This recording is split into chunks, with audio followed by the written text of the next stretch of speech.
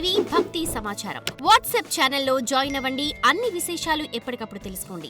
శ్రీ గురుభ్యో నమః. జన్మనిచ్చినటువంటి తల్లిదండ్రులకు శిరస్సు వంచి పాదాభివందనాలు తెలియచేస్తున్నాను.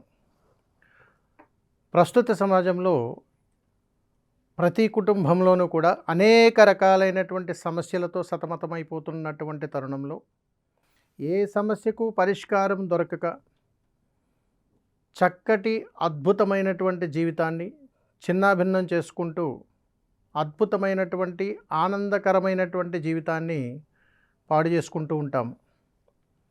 ఇలాంటి వాటికి సనాతన ధర్మంలో అద్భుతమైనటువంటి పరిష్కార మార్గాలు ఉన్నాయి.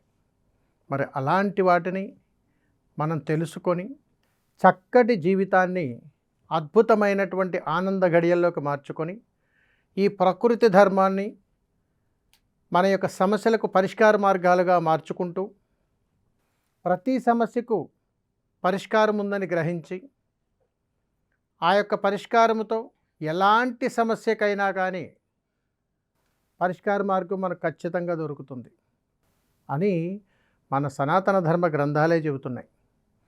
వీటికి కావాల్సిందల్లా కాస్త సమయాన్ని కేటాయించగలిగితే సరిపోతుంది. మరి ఇంకెందుకు ఆలస్యం? ఈ సమస్య పరిష్కారంలో అనేక రకాల సమస్యలు, వాటి యొక్క పరిష్కార మార్గాలు ఇక తెలుసుకుందామా? మరి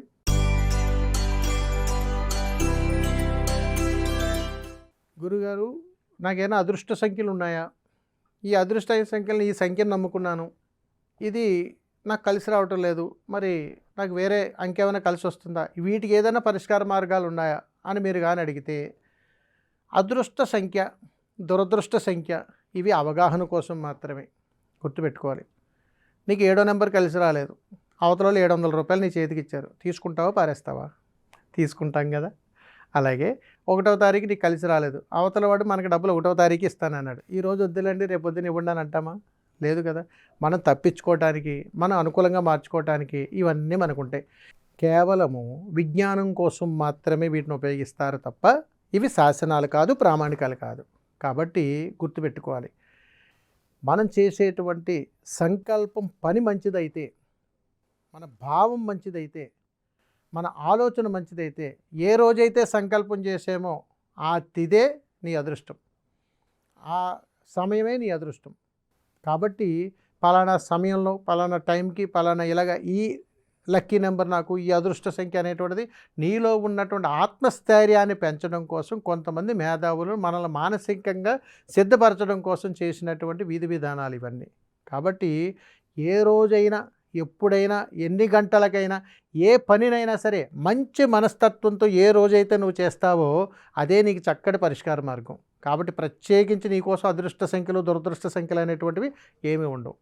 కాబట్టి సంఖ్య మనిషిని జీవితాన్ని మారుస్తుందా అని అంటే ఏం మార్చదు. మనం ఎప్పుడు మన జీవితం మనకు ముందే రాసిపెట్టి ఉంటుంది. దాని తగ్గ మన కార్యాచరణలో జాగ్రత్తలు తీసుకుంటూ వెళ్తే అద్భుతంగా జీవిస్తూ ఉంటాం. ఆధారపడి జీవితం అనేటువంటిది అదృష్టాన్ని నమ్ముకోవడం. సర్వే జనా సుఖినో భవంతు. శుభం. నమస్కారం.